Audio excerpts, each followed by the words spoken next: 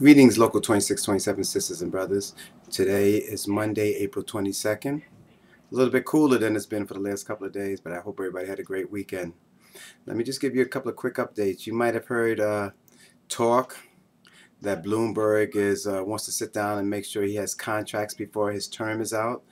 Well, from what I've seen and what I've read, he's willing to give contracts if we're willing not to have retroactive pay, meaning that for the years that we've worked without a contract, he doesn't want to give us back pay for that period.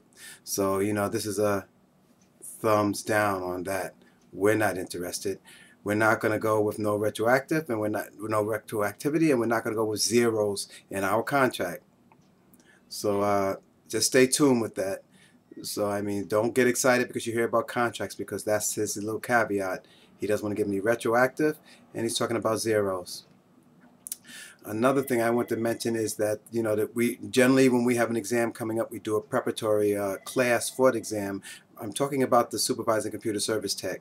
Well, there was a couple of issues, the reason why we couldn't do it. One is because late notification. We weren't notified enough ahead of time and to prepare for something like that. And two, probably because we're not in the DC 37 building. Because we're not in the DC 37 building, to get a space in that amount of time and things like that is just something that wasn't going to happen. The best we could do was tell you about the exam booklet at the city civil service bookstore on L'Esplanade Street, which is up there between Broadway and Church, about a block south of Canal, if anybody still has to do it.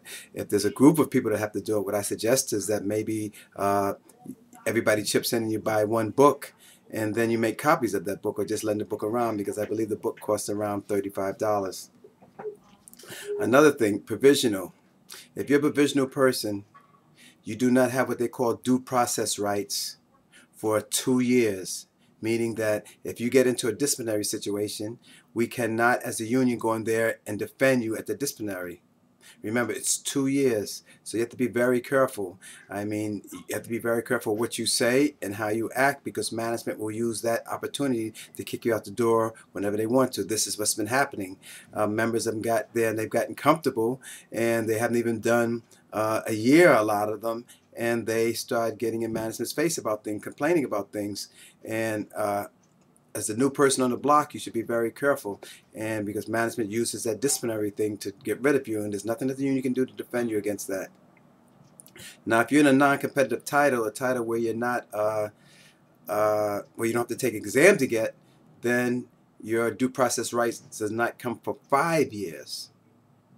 Now, this being said, for both the provisional and the non-compet, what I think everybody should do is make sure that you use our education reimbursement from DC 37 and Local 2627 to get as many certifications that you can get, because when the exams come out, you want to become a permanent civil servant. And the only way to become a permanent civil servant is that you have to take a city exam, pass it, be put on a civil service list that's certified by the city, and then chosen from your agency to be appointed. And then you'll do a 1-year probation.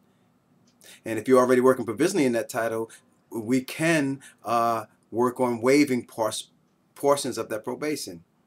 But this is going to be very important, because when these exams start coming, anybody who's in those titles working provisionally right now has to be removed and replaced with a permanent person. So you should keep this in mind. If you've been working for a provisional for a long time, if you're non-competitive and you want to get a competitive title, then you should think about using this education benefit that 2627 and DC 37 offers you to get certifications, because the exams are generally E&Es, and an E&E is basically education experience, and they just want you to put a resume, and a resume is the exam, and it shows what your skill sets are.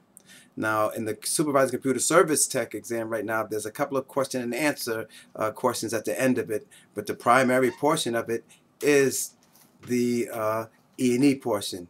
So you need certifications. Good and welfare for this week.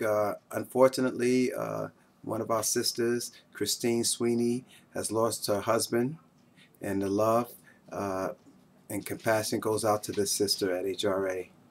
Until I talk to you again, this is Robert Ajay. Have a great one.